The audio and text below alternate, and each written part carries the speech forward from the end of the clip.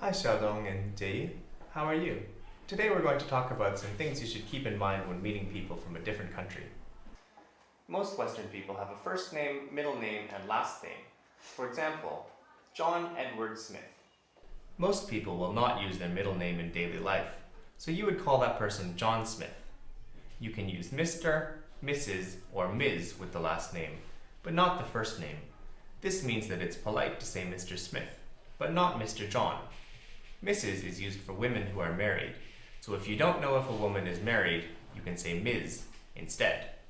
Then, should we call you Mr. Glenn or Mr. Davis? Well, my full name is Glenn Michael Davis, so my last name is Davis. Please call me Mr. Davis. Okay, Mr. Davis. How about other people? Well, most people will call each other by their first names, even in a business setting. It's considered more friendly to call someone by their first name. However, in more formal situations, people might use Mr., Mrs., or Ms. with the last name. If you're not sure what you should call someone, you can ask, "How should I call you?" The person will tell you how they would like to be called, so this is the most polite option. By the way, the most common baby names in the United States in 2013 were Jackson and Aiden for boys, and Sophia and Emma for girls. What should I talk about when I meet someone new? Well, different countries have different ideas about what is considered private information. In many Western countries, it's considered rude to ask how old someone is, how much they weigh, whether they are married or single, or how much money they make. You may be able to ask after you become good friends, but definitely stay away from those topics if you're in a business situation. Instead, you can talk about sports, movies, TV, books, news, weekend or holiday plans, and how someone is feeling. "How's it going?" is a common greeting. This sounds really complicated. Don't worry about it.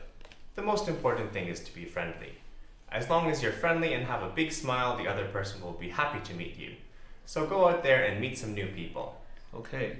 Section 1.6 discusses self-introductions.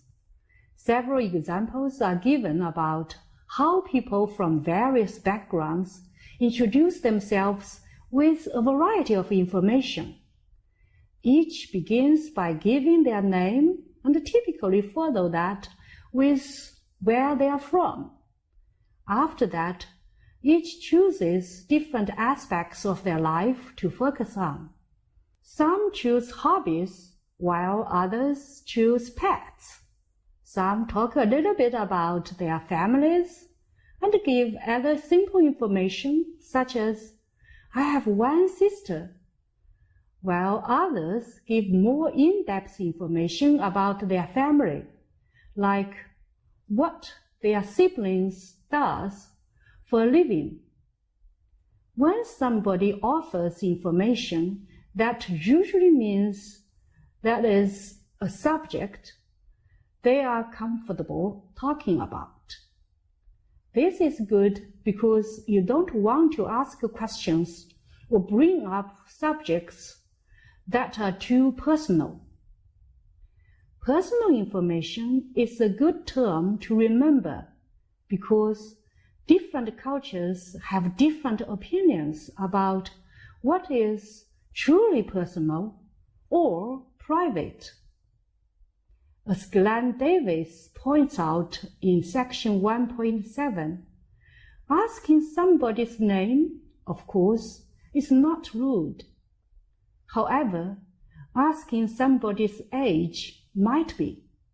In America, it would be rude to ask an older woman her age.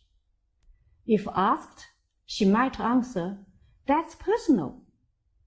What she means is, "That's private and not suitable for conversation." If somebody does not wish to continue talking about a subject, there are a number of ways to politely express this, either directly or indirectly.